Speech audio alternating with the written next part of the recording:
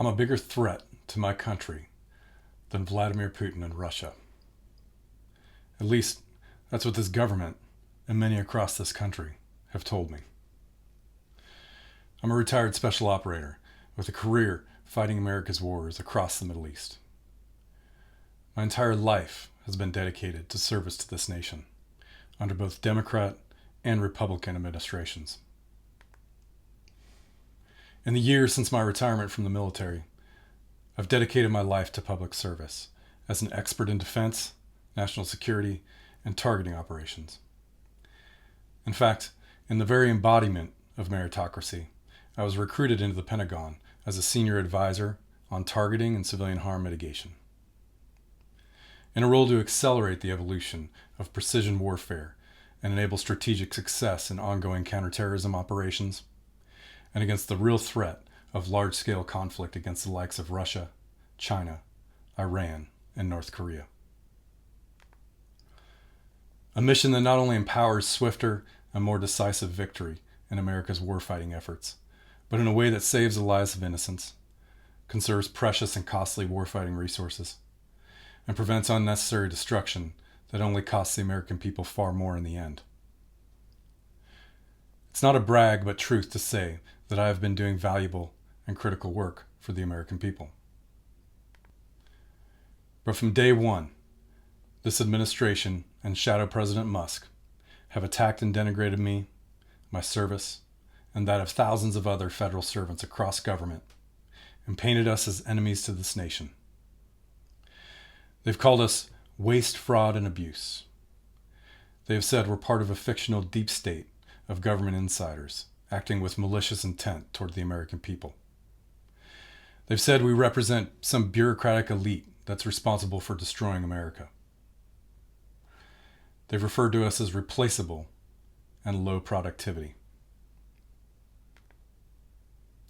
And they have publicly celebrated these attacks and reveled in the fate and hardships of the hardworking Americans who have lost their well-earned careers, their financial well-being, and even their dignity over these last weeks and months, painting them as deserving of their fate, as enemies to the American people and impediments to the realization of some twisted view of American prosperity. Their maliciousness truly knows no bounds. In an interview on the White House lawn, when asked about sympathy for federal workers who have lost their livelihoods and careers, senior White House advisor Alina Habba said, "I really don't feel sorry for them. They should get back to work for the American people." And even more disgracefully, when asked about the high rate of veterans being fired, she said, "Perhaps they're not fit to have a job or not willing to come to work."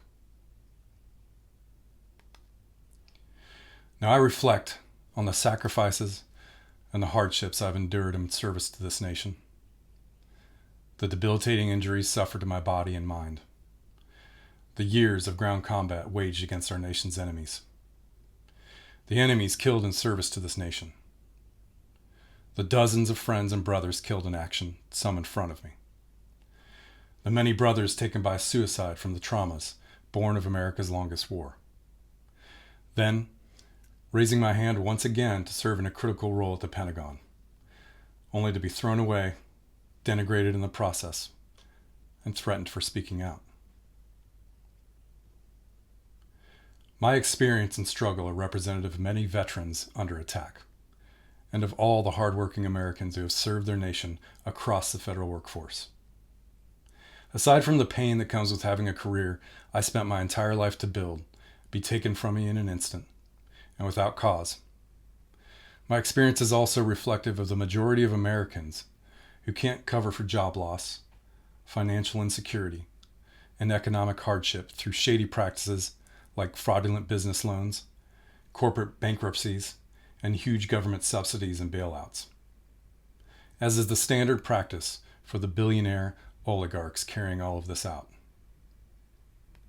Despots who take slash and burn tactics from the darkest side of corporate America, tactics which only ever serve to make their pockets deeper, while creating economic instability and job insecurity for the average American. and they recklessly apply these same tactics to our government. But our government is far from a corporation, and these tactics are just as destructive in the private sector, only ever benefiting the richest of Americans. I know full well the reality of survival. It can be incredibly hard, and job loss is not new to me. In fact, in the 6 years since I retired from the military, my wife and I have endured 3 layoffs between us and are now going through a 4th. And a lot of Americans have the same struggles, because contrary to the experience of the oligarchs, it can be brutal to survive and thrive in our system. The American dream is largely out of reach for many Americans.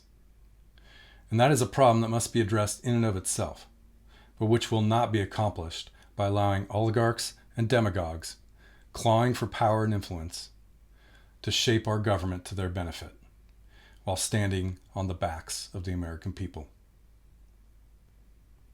Yet there is even more behind all of this.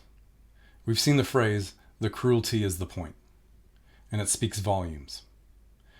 America's federal government and the thousands of workers who serve their nation in fully nonpartisan roles have been easy targets, pawns, and the first casualties in an ideological war that goes far beyond a guise of efficiency. The cruelty is the point, because this is all about vengeance. Vengeance against anyone who refuses to bow to the cult of extremism they call MAGA. Vengeance against those viewed as enemies of Donald Trump. Vengeance against America. And in a real way, vengeance against the world. To those who may finally be waking up to the evil that has taken hold within our government and is destroying the political and social fabric of our nation, we are not your enemies. We are your friends, your family, your neighbors. Do not let a movement of hate move you blindly to hate, or else you become no less extreme than the very terrorists we wage war against.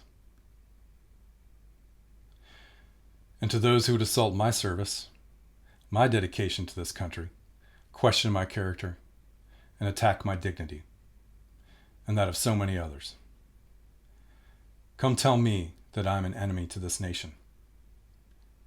Tell me that I am waste, fraud, and abuse. Tell me that I deserve all the vitriol against me simply because I raise my hand to be a federal servant. But have the courage to do it in person, man to man, human being to human being. Otherwise, stay cowering in your cave of fear and hatred, and prepare yourself for a coming storm that will rock you to your core.